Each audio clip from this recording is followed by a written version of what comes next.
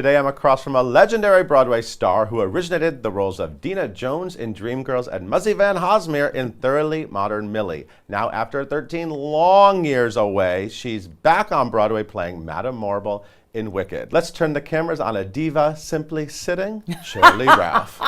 I love that.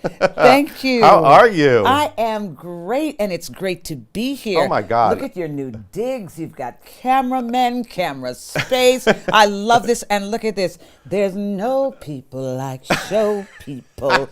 Yes, like yo people. I love it. This is all I'm very so good. thrilled you are on Broadway. No. I was worried you weren't coming back. If you think you're thrilled, imagine how I feel.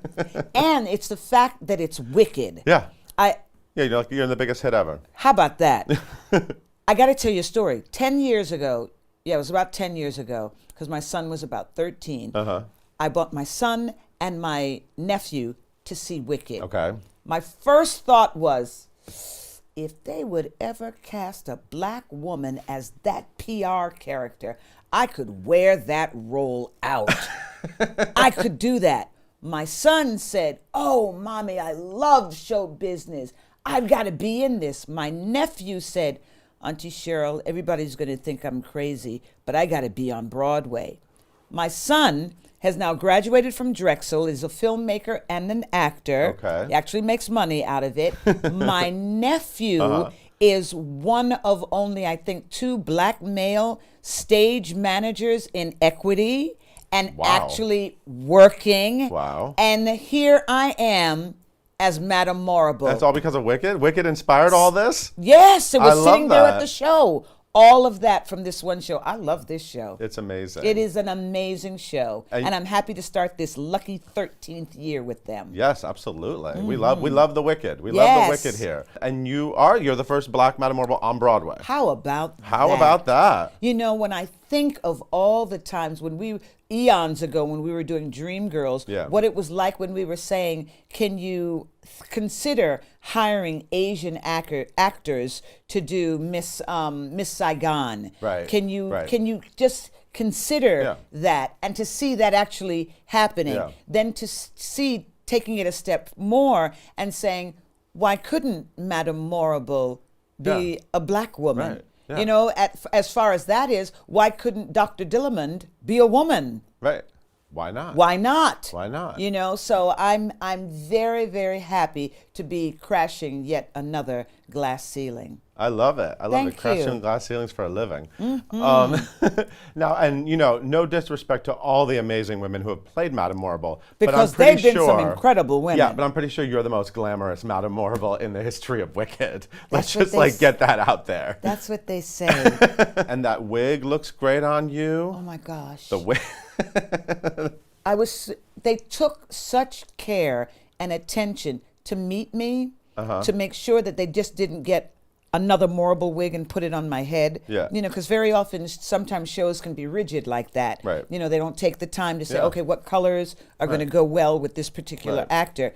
They didn't do that. No, they don't do that at Wicked. Right. You got your own wig. Yeah, I got my own everything and a color to suit me, especially since they wanted it, you know, either the white hair or the fair blonde hair, but what was going to look good on my complexion. Right. You know, they completely. Because she usually powders her face white. I mean, that's Madame Morrible's look. Exactly. So we got a whole new Madame Morrible. Exactly. Joe came down for makeup. He oversaw the creation of the new makeup for the character. I mean, being down there at Tricorn, at the new nips and the tucks they did in creating the costume, it's been a wonderful experience. The only thing that did not work out well were the shoes. I said, hold up, $1,000 a pair for custom-made shoes, and they don't fit my foot? Something's very wrong here. I was like, I can't wear this. My foot swole up so bad. We're going to figure it out. Exactly. Because Sheryl Ralph has to be comfortable. I got to be comfortable. I'm not going to have you back on Broadway Thank with you. uncomfortable feet. Thank you. The feet cannot hurt. Mother has been through that. No.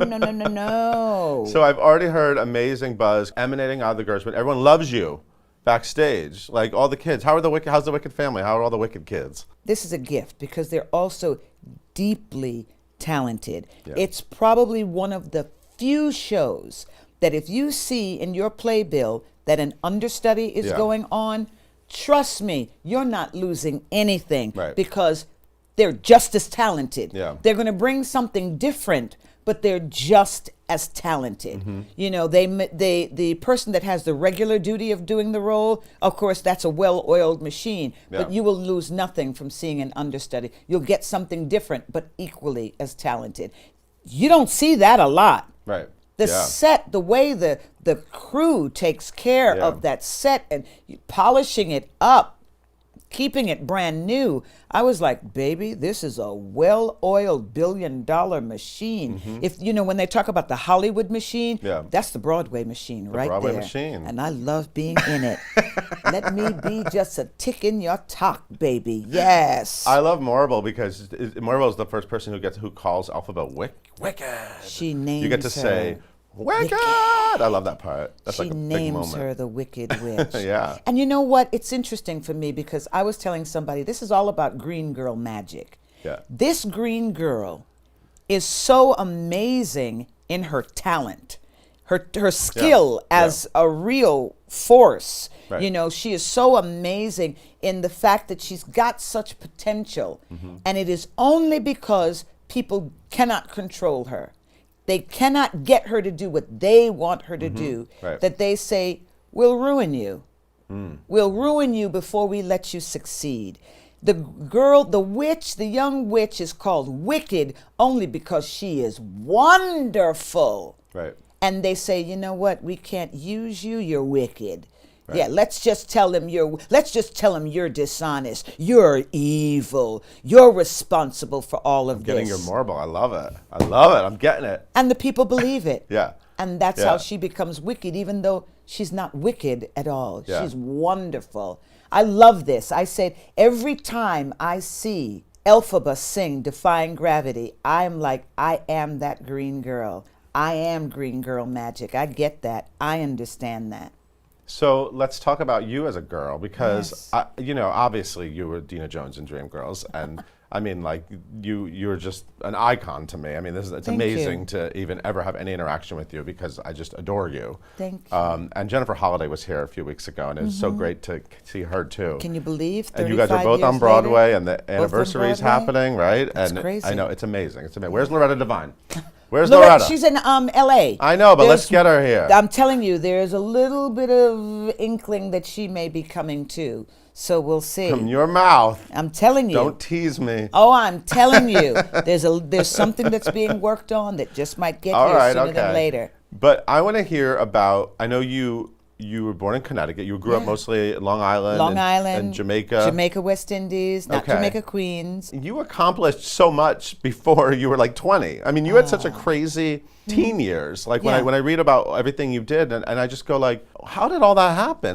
What kind of? I mean, and you are such an inspiring. Just hearing you talk about like the weather is inspiring. I mean, just the way you talk is Thank very. you. You're a very positive, empowering kind of person. Thank So, where did that power come from? And you talk about Elphaba the Green Girl. What were you like? Was there ever an awkward Shirley Ralph? Oh God, I'm so And much you're gorgeous. Elphaba. I mean, you Thank came out you. gorgeous. So Thank you, but I'm that funny-looking little girl. You know, I'm the original Butterface. You know, great personality, Butterface. Really? Oh my I gosh! can't picture yeah. that. Oh no, trust me. My parents have the pictures. In fact, I was so funny-looking when we looked through family albums. My mother could not figure out which one is me.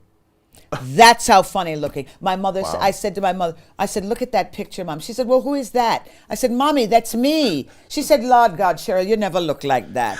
But that's how much of the green girl I was.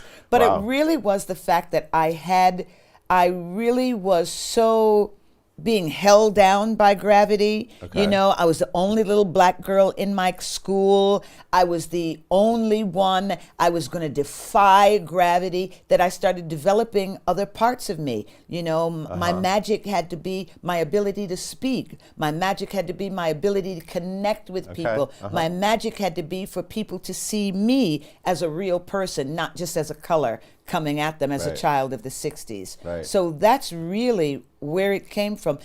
Also, the encouragement of my mother and my father, that no matter what, that I was beautiful, no matter what, I was smart. No matter what, I was capable, and I believed them. And so I became those things. Wow. You know, so when I graduated high school at 16, it was like, yeah, well, we're going to go to college. And then And you graduated Rutgers when you were how old? 19. You were done at 19. I was finished, baby. It was you a were wrap. pre-med and all, but wait, That was let's go it. back. So you were from a very white town in Long Island? Oh, yeah. I mean, at that time, Hempstead, Uniondale were Okay. about as white bread as Okay. you can get. In my junior, senior class, there were maybe 36 black kids. Okay. Maybe out of 1,000. That was Wow. when you had large classes. right, You know, yeah. we had like 900 kids in our senior Right. year. You know, that school was filled to the brim. They did Oklahoma in your high school, Oklahoma. right? Yes. And you got cast as Ado Annie. Yes. And you were the only, were you the only I was black? the only black girl. Now, this is very interesting. Friday, Saturday, Sunday performances. Uh-huh. The best one gets Saturday night, but then there was me. Oh, you mean you people, The you best out of shared the role with other you share people? the roles. Okay. So the best one gets Saturday night, Right. but then there's me. The other person gets Friday and Saturday nights. And I remember Mr. Martindale. He was like, you got to cast her. You can't cast her. And they were like, but she's black. And they were like, but she's the best. And they said, but she can't do Saturday night. Oof. And somebody said, well, I think maybe it'll be better if she does do Saturday night, because then that many people won't be exposed to her. And you knew all this conversation was happening? Yeah, because my dad was the principal at Wyandanch. Oh, my So my God. dad heard what was going on. And it was, you know, once again, you have to think about these things. I ended up getting the best night because they didn't want me to be seen. So it worked out to the best for me. Why don't people go on Saturday? I don't get the logic.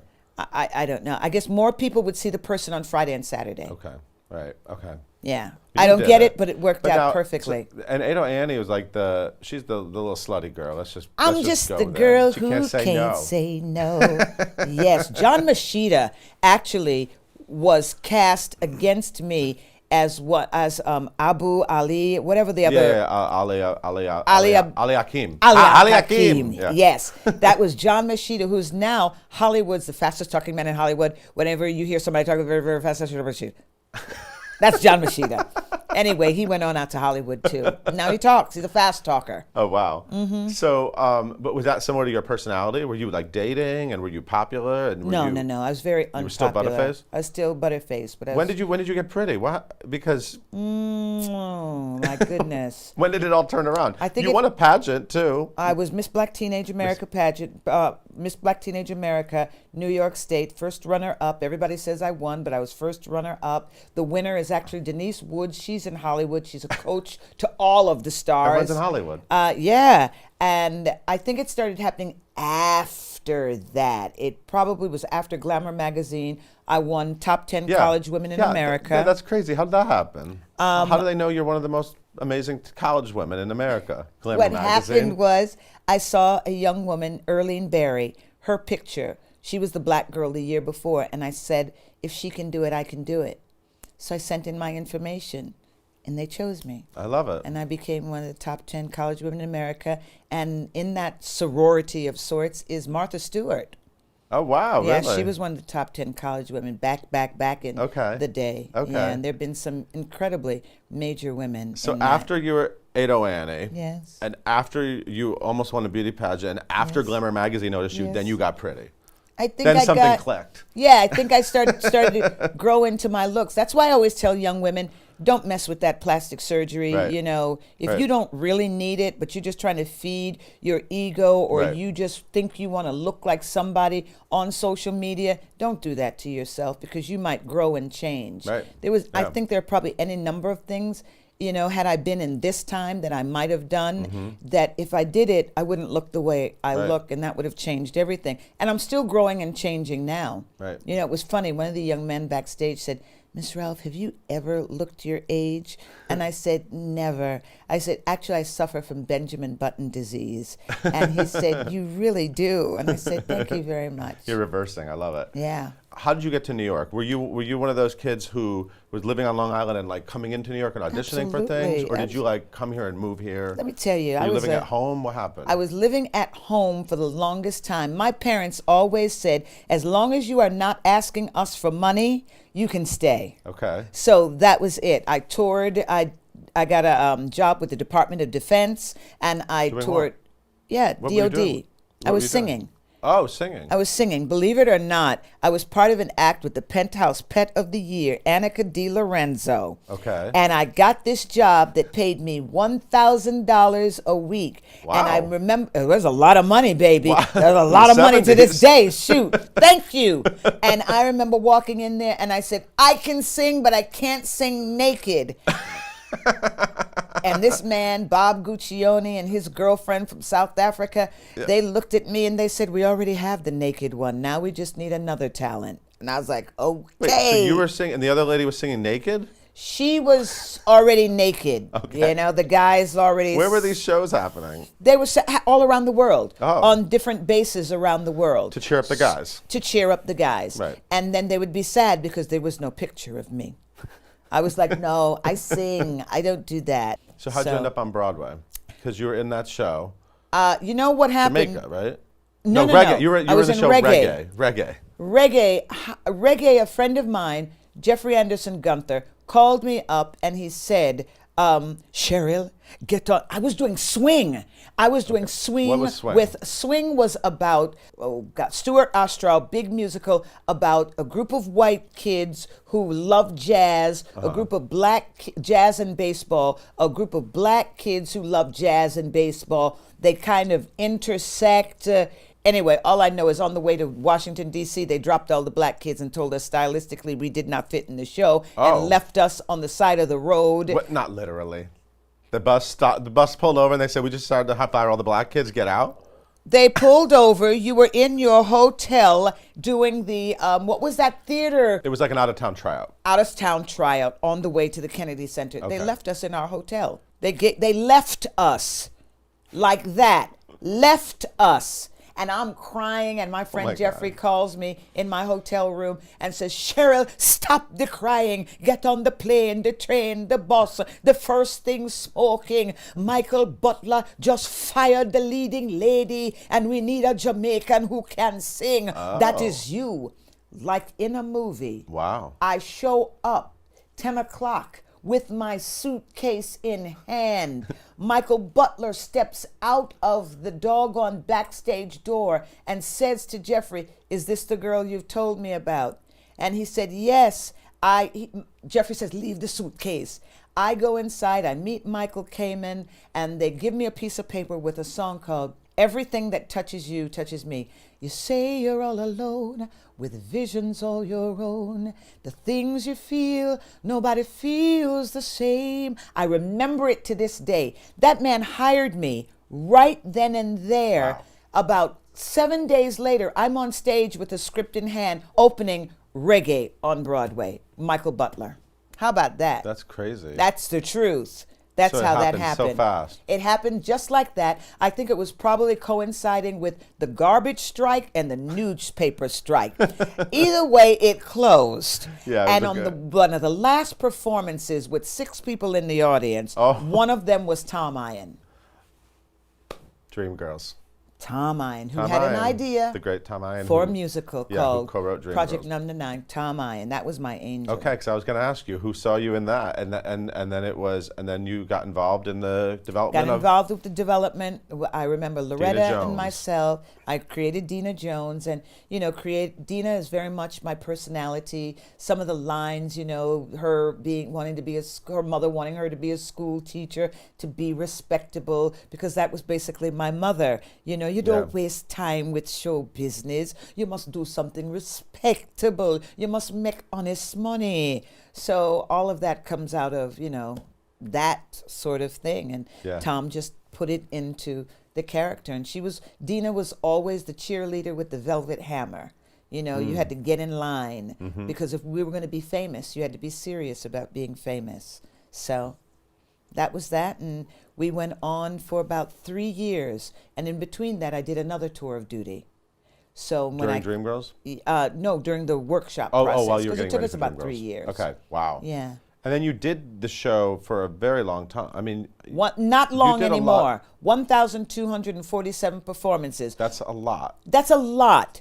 That's years. 3 years. Right. 3 years of doing the show. But look, there's some folks down there at Wicked who've been doing the show for 8 years. That's true, but the Dina Jones, I mean that's and you weren't missing shows and No, there was no such thing. I'll never forget. I got sick once, and Michael Bennett looked at me and he said, "If you're sick, you're going to be sick on stage, and if you're going to die, you'll die there too." Oh yeah, and he meant it.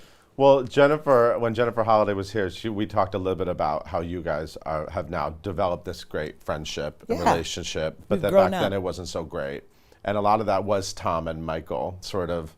She said you were Tom's girl, she was Michael Bennett's girl, and it was all the creating the that. tension, I guess, that maybe made the show work in some way, or Did. But it must be weird to be a young girl and to be sort of a pawn in that and all that, right? Yeah, to it create all that. It messed with my head. Yeah. Messed with my head. It messed with, how I felt about myself, especially singing, and I stopped singing, for a while because I felt inadequate as a singer. And people, you keep hearing that you couldn't sing, or people would say, just be pretty, just stand there and be pretty.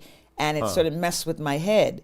And at one point, I Like just you're not stopped here for the eating. singing, you're here to be glamorous. You're here to look good. And Jennifer's going to do the singing, like that Exactly. kind of idea? Yeah. Interesting, wow. Yeah, and it sort of, it made Yeah. me start to shrink in some ways, which was, I hate it, but Yeah. we're over that. Yeah, I just found on YouTube your disco music video.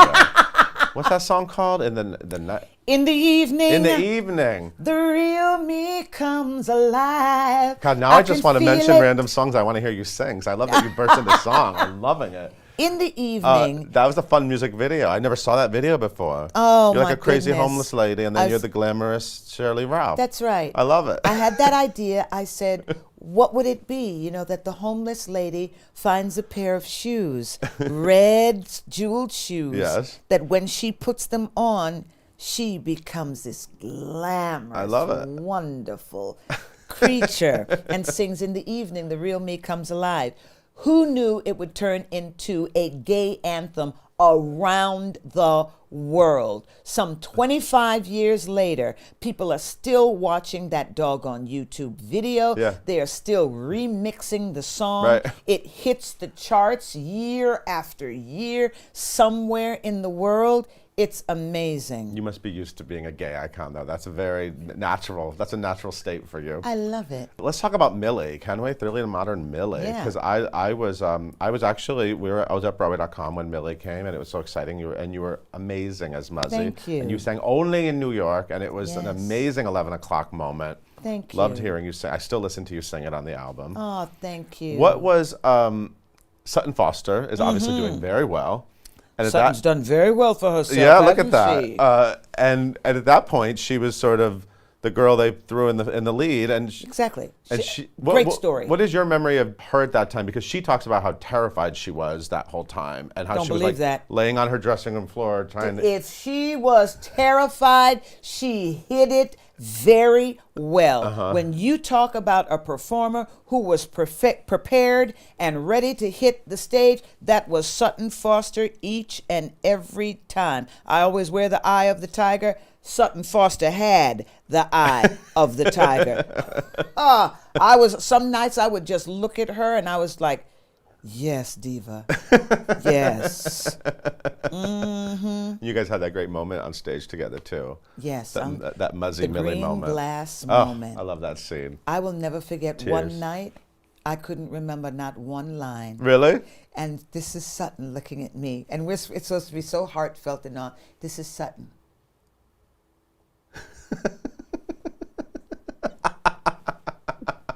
I couldn't remember not one thing. My green glass love. That's all I remember.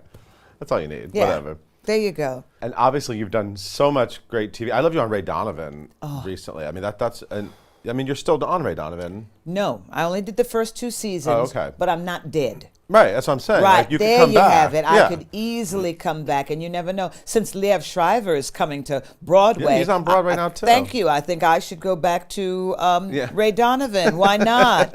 You were Quid pro great. quo, all of that. I also want to give a shout out to one of my favorite TV shows as a child. It's a Living. It's a Living. That's a great show. That show was amazing. I love that show. Do you know I ran into Paul Kreppel the other day? He played the Yeah, piano I in know the show. Paul Kreppel. He was great on that show. I ran into Paul. I was like, oh my God, Paul, so good to see you. So It was all cocktail waitresses, like Yes. at a swanky, like cocktail swanky, lounge. Yeah, rotating yeah. restaurant I in remember. Los I Angeles. loved it. Yes. Maybe there's a What is musical it? there.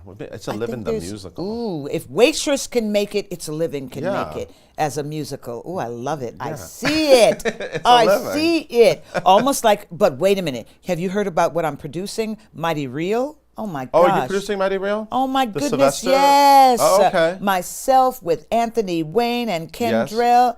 Let me tell you, Okay. that's He going to did- be. So Anthony did it a Yes. couple years ago in New That's York. right. So what's the plan for Mighty Real? Well, we've got an incredible writer on board. Well, wait, first of all, you have to sing a little bit of Mighty Real now that you said it. You make me feel mighty real. You make me feel.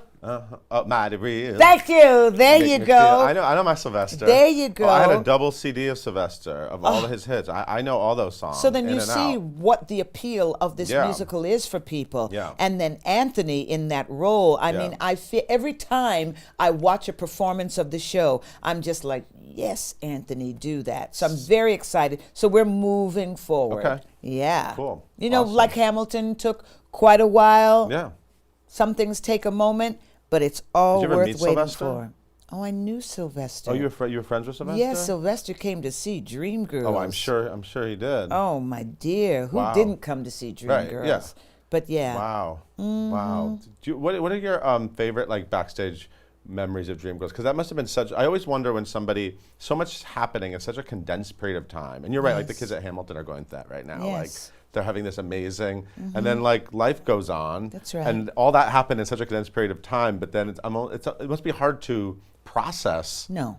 That- it is what that- it You're it able is to what sort of it live in is. those moments? Absolutely. And what I know was I got real handy at doing selfies back then. I learned how to position my camera. So, we have photographs. I loved meeting Sylvester Stallone. It's Sylvester Stallone, when he was a young man, oh my gosh, he was like that Italian stallion. He was like Were you trying gorgeous. to work him when he came back? No. No? None of Okay, that. all right. None of that. Okay. What's his name? Who else was really out? Robin Williams. It was great meeting Robin Williams. Muhammad Ali. Yeah. Loved Muhammad Ali. Loretta Devine took a picture with. I knew Muhammad Ali. Yeah. And he said, "I know you, but I'm going to take a picture with her." But I was like, I want to be in the picture. So I jumped in and photobombed it. Loretta hates the fact that I photobombed her picture with Muhammad Ali to this day. But Muhammad Ali was Diane von Furstenberg. Oh, wow. Diane von Furstenberg saw the show, delivered to me a bottle of her Volcan d'Amour, the perfume that she had at the time. I kept it for the longest time, and I still wear her dresses because I just remember her being so fabulous. Yeah. Anyone who was anybody, Luther Vandross used to come backstage all the time. Michael Jackson coming to see the show. Phyllis Hyman became a good friend. Melba Moore, who I loved seeing in Pearly when I was in school. You met Everyone. Sarah Dash from You met everyone you Patty wanted to from meet. LaBelle. And mean, it was- we met everybody you wanted to meet. You got Yeah. to meet. It was great, and it felt good because they loved you. Yeah. Yeah, but was even more special for me were young black girls who saw me on stage, Loretta, Yeah. Jennifer, who come years later and see me and say, "You made me feel so good about myself. Absolutely. I looked at you and realized that I was beautiful." Oh, does it get any better than that? You have that your whole life. I mean, you're going to have that power of hearing that from people. I mean, it's amazing the It's impact you so amazing, So I I'm always thankful for the time at Dreamgirls, even the bad times, even losing your friends during the whole AIDS epidemic. It really changed me as a human being, but it really set me on a path of purpose, because I said, from this moment on, no matter what you think about my friends, no matter what you think about their sexual preference, no matter what you think, you will always know that my friends were good men, kind men, loving men. They were my friends. Yeah. And we will raise them up. And that's why I created Divas. Yeah, Divas Simply Singing. Yeah. How many years now? It will be 27 years next year. You've We done won't be able to 26. do it in LA this year because I'm going to be on Broadway. But Philadelphia will have had the 26th annual Divas Simply Singing. Right. We're the longest consecutive running musical AIDS benefit in the country. And you know, when I think about being here at this time, all this time later, and I think about my friends, I know they're happy. They're like, you go, girl. Right where you should be, and keep raising it up. So, you know, when every time we have the chance to, you know, to get out there and raise money and raise awareness, to let people know that that happened in America. Yeah. Yeah. Absolutely. You're a total inspiration. Thank you. Thank you for coming back to Broadway. Oh, I'm so happy. I'm so happy they asked me I to wish come you could have back. heard the cheers in the office when we heard you were coming back. When Oh, you posted that thing on thank social you. media, I'm coming back to Broadway, and I was like, Sheryl Ralph's coming back to Broadway. What? Shirley Ralph? Yes, I can have her on the white chair. baby. Yes. I'm so thrilled and happy to be in this show at this time, creating real magic. Yes. Well said. So you're there, what, for 6 months until I'm spring? there for 6 months. Great. Until spring. So if you have not seen Wicked, now is the time to come and see Wicked. Or even if you have. Even if you have, come back and see the it new again. Marvel. Darling, mother is serving it up. There will be a change in the weather. I tell them every day, I said, I did not come to play with you witches. We're having a good time. Thank you so much for being here. Thank it's a total you. pleasure. Go see Wicked at the Gershwin Theater, even if you've right. already seen it, and I'm sure you have, but you got to see Shirley Ralph on Morrible Broadway. magic, baby. Morrible magic. Thank you for watching. We'll see you next time.